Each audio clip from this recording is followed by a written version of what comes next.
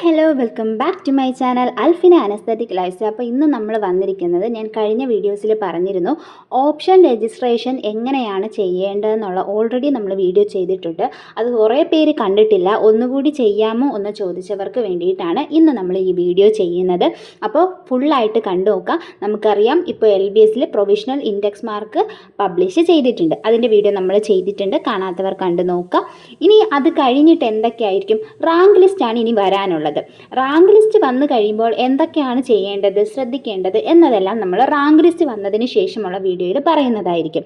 ഇനി അതിനുശേഷം വരുന്നതാണ് ഓപ്ഷൻ രജിസ്ട്രേഷൻ. ഓപ്ഷൻ രജിസ്ട്രേഷൻ എന്ന് പറയുമ്പോൾ പലർക്കും പല രീതിയിലുള്ള ഡൗട്ടാണ്. ആ ഡൗട്ടുകളെല്ലാം നമ്മളിന്ന് ക്ലിയർ ചെയ്ത് പോകുന്നതായിരിക്കും. ഫസ്റ്റ് നമുക്ക് 2024 കാര്യം എടുക്കാം. 2024 വരുമ്പോൾ ഓപ്ഷൻ രജിസ്ട്രേഷൻ വന്നിരുന്നത് BSc നഴ്സിംഗും പാരാമെഡിക്കൽ ഡിഗ്രിയുടെ കോഴ്സസും കൂടെ ഒരുമിച്ചായിരുന്നു ഓപ്ഷൻ വെച്ചിട്ടുണ്ടായിരുന്നത്. അതായത് ഇപ്പോൾ BSc നഴ്സിംഗ് 1 എന്ന് വെച്ച് കഴിഞ്ഞാൽ അടുത്ത നിങ്ങൾക്ക് BSc നഴ്സിംഗ് അല്ലാതെ പാരാമെഡിക്കൽ ഏതെങ്കിലും ഡിഗ്രിയുടെ അടുത്ത കോഴ്സ് 2 ആയിട്ട് വെക്കാം. അങ്ങനെ ഷഫിൾ ചെയ്ത് എല്ലാ രീതിയിലും നിങ്ങൾക്ക് മിക്സ് ചെയ്ത് വെക്കാൻ വേണ്ടി സാധിക്കുന്നതായിരുന്നു കേട്ടോ. എന്നാൽ കഴിഞ്ഞ വർഷം, അതായത് 2025 കാര്യം പറയുവാണെന്നുണ്ടെങ്കിൽ BSc നഴ്സിംഗും പാരാമെഡിക്കൽ ഡിഗ്രിയും സെപ്പറേറ്റ് ആയിരുന്നു. അതായത് BSc നഴ്സിംഗ് വന്നിട്ട് ആദ്യം ഓപ്ഷൻ വെച്ചതിന് ശേഷം ഒരു ഇടയ്ക്ക് വെച്ചിട്ട്, അതായത് BSc നഴ്സിംഗിൻ്റെ ഓപ്ഷൻ്റെ കൂടെ തന്നെ ഇടയ്ക്കൊരു മൂന്നാമത്തെ അലോട്ട്മെൻ്റ് ഒക്കെ കഴിഞ്ഞ സമയത്താണ് എന്ത് വന്നത്, പാരാമെഡിക്കൽ ഡിഗ്രിയുടെ ഓപ്ഷൻ വെക്കാൻ വേണ്ടിയിട്ട് വന്നിട്ടുണ്ടായിരുന്നത്. അതായത് പല കുട്ടികളും ആ സമയത്ത് പാരാമെഡിക്കൽ ഡിഗ്രിയുടെ ഓപ്ഷൻ വെക്കാൻ പറ്റാത്തൊരവസ്ഥ വന്നിട്ടുണ്ടായിരുന്നു. കാരണം ഈ BSc നഴ്സിംഗിൻ്റെ ഇടയിൽ കൂടി വന്നതുകൊണ്ട് തന്നെ ഇവർക്ക് അത് മനസ്സിലായിട്ടില്ലായിരുന്നു. കാരണം കഴിഞ്ഞ വർഷം എല്ലാവരും വീഡിയോ ചെയ്യുമ്പോൾ BSc നഴ്സിംഗിൻ്റെ അലോട്ട്മെൻറ്റിൻ്റെ കാര്യം മാത്രം എടുത്ത് പറഞ്ഞുകൊണ്ടിരുന്നു. അതുകൊണ്ട് പലർക്കും മനസ്സിലായിട്ടുണ്ടായിരുന്നു. അപ്പോൾ ഞാൻ സെപ്പറേറ്റ് വീഡിയോ പാരാമെഡിക്കൽ സ്റ്റാർട്ടായി എന്നുള്ള രീതിയിലാണ് ഇട്ടുകൊണ്ടിരുന്നത്. കാരണം നമുക്കറിയാം സ്റ്റുഡൻസ് ഇതിൻ്റെ ഇടയിൽ കൂടി കയറി നോക്കാൻ തംബ്നെയിലിൻ്റെ ആ ഒരു രീതിയിൽ മാത്രമേ നോക്കുകയുള്ളൂ എന്ന് അറിയുന്നത് കൊണ്ട് നമ്മൾ സെപ്പറേറ്റ് തന്നെയായിരുന്നു ചെയ്തിട്ടുണ്ടായിരുന്നത്. അങ്ങനെ കുറേ പേർക്ക് ഓപ്ഷൻ രജിസ്ട്രേഷൻ ചെയ്യാൻ വേണ്ടി അവസരം വന്നിട്ടുണ്ട്. ഇനി എങ്ങനെയാണ് ഓപ്ഷൻ വെക്കേണ്ടത് എന്നത് നമുക്ക് സംസാരിക്കാം. അതായത് ഇപ്പോൾ BSc നഴ്സിംഗ് ആണ് എടുക്കാൻ താല്പര്യമുള്ള കുട്ടികൾ, നിങ്ങൾക്ക് ഇഷ്ടപ്പെട്ട ടോപ്പ് കോളേജസ് ആയിരിക്കും നിങ്ങൾ എന്ത് ചെയ്യുക, വെക്കുക. ഓക്കെ, ഈ ടോപ്പ് കോളേജസ് വെക്കാം. പക്ഷേ ഇത് ആർക്കൊക്കെയാണ് വെക്കേണ്ടത്, ആർക്കൊക്കെ വെച്ചാൽ കിട്ടും, നല്ല മാർക്കുള്ള കുട്ടികൾക്ക് വെച്ചാൽ മാത്രമേ ടോപ്പ് കോളേജസ് കിട്ടുള്ളൂ. അപ്പോൾ ഈ മാർക്ക് കുറഞ്ഞ കുട്ടികൾ BSc നഴ്സിങ്ങിന് വേണ്ടിയിട്ട് എടുക്കാൻ വേണ്ടി നിൽക്കുന്ന കുട്ടികൾ എന്താ ചെയ്യേണ്ടത്, നിങ്ങൾ ടോപ്പ് കോളേജസിൽ വെച്ച് നിങ്ങൾക്ക് അവിടെ കിട്ടുകയുമില്ല, നിങ്ങൾ ആവറേജ് കോളേജസിൽ വെച്ചാലേ നിങ്ങൾക്ക് അവിടെ കിട്ടുകയുമുള്ളൂ. അപ്പോൾ നിങ്ങൾ എന്ത് ചെയ്യുക, ആവറേജ് കോളേജസും കൂടി ഓപ്ഷൻസിൽ ഉൾപ്പെടുത്താൻ വേണ്ടി ശ്രമിക്കുക. ആവറേജ് കോളേജസ് എന്ന് പറയുമ്പോൾ നിങ്ങൾക്കത് താല്പര്യമില്ല എന്നുണ്ടെങ്കിൽ നമുക്കറിയാമല്ലോ നിങ്ങളുടെ മാർക്ക് വെച്ച് കിട്ടില്ല. അപ്പോൾ നിങ്ങൾ ആവറേജ് കോളേജസ് ഓപ്ഷൻ വെച്ചില്ലെങ്കിൽ BSc നഴ്സിംഗ് തന്നെ നിങ്ങൾക്ക് കിട്ടില്ല എന്നുള്ളത് മനസ്സിലാക്കുക. പിന്നെ ഒരു കാര്യം പറയാനുള്ളത്, നല്ല മാർക്ക് കുറവുള്ള, അതായത് ഇപ്പം 300-ന് 100 സംതിങ് മാർക്കൊക്കെ ഉള്ള പല കുട്ടികളുമുണ്ട്. അവരൊക്കെ എന്നെ കോൺടാക്റ്റ് ചെയ്ത് BSc നഴ്സിംഗ് കിട്ടുമോ എന്ന് ചോദിക്കുന്നുണ്ട്. ഞാൻ ഉറപ്പായിട്ട് അവരോട് ഇല്ല എന്ന് തന്നെയാണ് പറഞ്ഞിരിക്കുന്നത്. അങ്ങനെയുള്ള കുട്ടികൾ മാനേജ്മെൻറ്റ് സീറ്റ് എടുക്കുന്നതായിരിക്കും ബെറ്റർ.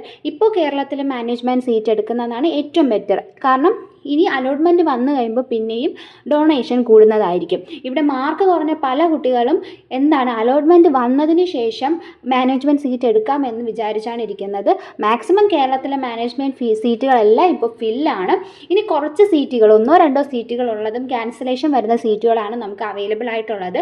അപ്പോൾ അതിനെന്തെങ്കിലും വേണമെങ്കിൽ നിങ്ങൾക്ക് എന്നെ കോൺടാക്റ്റ് ചെയ്യാം. കോൺടാക്റ്റ് ചെയ്യാൻ വേണ്ടിയിട്ട് നമുക്കൊരു വാട്സപ്പ് ഗ്രൂപ്പ് ഉണ്ട്, ചാനലിൻ്റെ ബയോയിൽ തന്നെ അത് കൊടുത്തിട്ടുണ്ട്. അത് ത്രൂ നിങ്ങൾക്ക് എന്നെ പേഴ്സണലി കോൺടാക്റ്റ് ചെയ്യാം. ഇറ്റ് നോട്ട് ഡൗട്ട് ക്ലിയറിംഗ് സെക്ഷനേ അല്ല, നമ്മുടെ ഈ മാനേജ്മെൻറ്റ് സീറ്റിന് വേണ്ടിയിട്ടുള്ള എൻക്വയറിക്കുള്ള സ്റ്റുഡൻസിനെ മാത്രമേ നമ്മളവിടെ പെർമിറ്റ് ചെയ്യുന്നുള്ളൂ കേട്ടോ. അപ്പോൾ അതെല്ലാവരും മനസ്സിലാക്കുക. അപ്പോൾ നമുക്ക് വീഡിയോയിലേക്ക് വരാം. അപ്പോൾ മാർക്ക് കുറഞ്ഞ കുട്ടികൾ ആവറേജ് കോളേജസും കൂടി BSc നഴ്സിംഗ് വേണ്ടവർ വെക്കുക. ഇനിയിപ്പോൾ പാരാമെഡിക്കൽ ഡിഗ്രിയുടെ കാര്യം പറയുവാണെങ്കിലും ഇതുപോലെ തന്നെയാണ്. നിങ്ങൾ എന്ത് ചെയ്യുക, ആവറേജ് കോളേജസ് വെച്ച് കഴിഞ്ഞാലേ നിങ്ങൾക്ക് കിട്ടുകയുള്ളൂ. ഓക്കെ, നമുക്ക് ഓൾറെഡി ഞാനൊരു പ്രഡിക്ഷൻ വീഡിയോ ചെയ്തിട്ടുണ്ട്. അപ്പോൾ അതുകൂടെ ഒന്ന് കണ്ടു നോക്കുക. അതായത് നിങ്ങൾക്ക് സ്വന്തമായിട്ടും അത് നോക്കാം. അതായത് നിങ്ങൾക്ക് ഇപ്പോൾ ഇഷ്ടപ്പെട്ട ഒരു കോളേജ് ഉണ്ടാവുമല്ലോ. ഇപ്പോൾ എക്സാമ്പിൾ കിംസ് ഹോസ്പിറ്റൽ അല്ലെങ്കിൽ കിംസ് കോളേജ് ഓഫ് നഴ്സിംഗ്, ഇവിടെയാണ് BSc നഴ്സിംഗ് പഠിക്കാൻ താല്പര്യം എന്നുള്ള കുട്ടികൾ എന്ത് ചെയ്യുക, നിങ്ങൾ കഴിഞ്ഞ വർഷത്തെ 2025 കോളേജ് ലിസ്റ്റ് എന്ന് പറഞ്ഞ് നിങ്ങൾക്ക് ഗൂഗിളിൽ നിന്ന് എടുക്കാൻ പറ്റും. ഞാനത് വീഡിയോ ചെയ്തിട്ടുണ്ട്, അത് കണ്ടു നോക്കിയവർക്കും മനസ്സിലായിട്ടുണ്ടാവും. ഒരു Q&A സെക്ഷൻ പോലെ ഒരു വീഡിയോ ഞാൻ ചെയ്തിട്ടുണ്ട്. ഓക്കെ. അപ്പോൾ അതിനകത്ത് നിങ്ങൾ എടുത്തിട്ട് നിങ്ങൾ കിംസ് കോളേജ് ഓഫ് നഴ്സിംഗ് എടുത്തിട്ട് നിങ്ങളുടെ ഇൻഡെക്സ് മാർക്കുള്ള ആരെങ്കിലും അവിടെ എടുത്തിട്ടുണ്ടോ എന്ന് നിങ്ങൾക്ക് തന്നെ ചെക്ക് ചെയ്ത് നോക്കാം. അങ്ങനെ എടുത്തിട്ടില്ലെങ്കിൽ നിങ്ങൾ എന്ത് മനസ്സിലാക്കണം, നിങ്ങളുടെ ഇൻഡെക്സ് മാർക്കിന് അവിടെ കിട്ടില്ല. അപ്പോൾ നിങ്ങളവിടെ ഓപ്ഷൻ വെക്കുന്നത് കൊണ്ട് കുഴപ്പമില്ല, പക്ഷേ നിങ്ങളുടെ മാർക്ക് ഇൻഡെക്സ് മാർക്കുള്ള കോളേജസും കൂടി നിങ്ങൾ ഓപ്ഷൻ വെച്ചിട്ടില്ല എന്നുണ്ടെങ്കിൽ നിങ്ങൾക്കത് കിട്ടില്ല. അപ്പോൾ ഇതൊരു ട്രിക്കാണ്. അതായത് ആവറേജ് കോളേജസും കൂടി വെക്കുക. പിന്നെ പലരും ചോദിച്ചാൽ എത്രത്തോളം ഓപ്ഷൻ വെക്കാമെന്ന്. അങ്ങനെ ഇതിനൊരു ലിമിറ്റ് ഇല്ല. LBSലെ എല്ലാ കോളേജസും നിങ്ങൾക്ക് വേണമെങ്കിൽ വെക്കാം. പക്ഷേ ഒരു കണ്ടീഷനുണ്ട്, നിങ്ങൾക്ക് ഇഷ്ടപ്പെടാത്ത കോളേജ് നിങ്ങൾ ഓപ്ഷൻ വെച്ചിട്ട് ഇഷ്ടപ്പെടാത്ത കോളേജ് കിട്ടിക്കഴിഞ്ഞാൽ നിങ്ങൾ അവിടെ പോകേണ്ടതായിട്ട് വരുന്ന ഒരു അവസ്ഥ വരുന്നുണ്ട്. അത് മുന്നോട്ടുള്ള അപ്ഡേറ്റിൽ പറഞ്ഞു തരാം. ഓക്കെ. അപ്പോൾ ഇഷ്ടപ്പെട്ട കോളേജും നിങ്ങൾക്ക് പോകുന്ന ഉറപ്പുള്ള കോളേജ് മാത്രം ഓപ്ഷൻ വെക്കുക. ഇഷ്ടപ്പെടാത്ത കോളേജ് വെച്ചിട്ട് അയ്യോ എനിക്ക് ഈ കോളേജ് ഇഷ്ടമല്ല, എനിക്കിത് വേണ്ട, ഇനി എന്ത് ചെയ്യും എന്നുള്ള രീതിയിലുള്ള കാര്യങ്ങളോ തെറ്റുകളോ അബദ്ധങ്ങളോ ചെയ്യരുത്. അതിന് വേണ്ടിയിട്ടാണ് മുന്നേ കൂട്ടി ഈ വീഡിയോ നിങ്ങൾക്ക് പറഞ്ഞു തരുന്നത്. ഓക്കെ. ഈ പാരാമെഡിക്കൽ ഡിഗ്രി കോഴ്സസിൻ്റെ കാര്യത്തിലും ഇത് തന്നെയാണ്, ആവറേജ് കോളേജസ് വെക്കാൻ വേണ്ടി ശ്രദ്ധിക്കുക. പിന്നെ പാരാമെഡിക്കൽ ഡിപ്ലോമ എപ്പോഴാണെന്ന് ചോദിക്കുന്നവരോട് പാരാമെഡിക്കൽ ഡിപ്ലോമയുടെ ടൈം ആയിട്ടില്ല. ടൈം ആകുമ്പോൾ നിങ്ങൾ അപ്ഡേറ്റ് ചെയ്യുന്നതായിരിക്കും. അതുപോലെ തന്നെ GNM ANM കോഴ്സസിൻ്റെ അപ്ഡേറ്റ്സും വന്നിട്ടില്ല. വെരിഫിക്കേഷനൊക്കെ നടക്കുന്നേ ഉള്ളൂ. അതിൻ്റെയും അപ്ഡേറ്റ് വരുമ്പോൾ നിങ്ങൾ എന്തായാലും വീഡിയോയിലൂടെ അറിയിക്കുന്നതായിരിക്കും കേട്ടോ.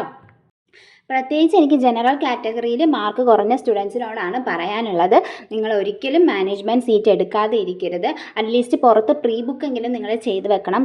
മാക്സിമം നിങ്ങൾക്ക് പോകുമെന്ന് ഉറപ്പുള്ള കോളേജസ് മാത്രമേ ഓപ്ഷൻ വെക്കാവൂ.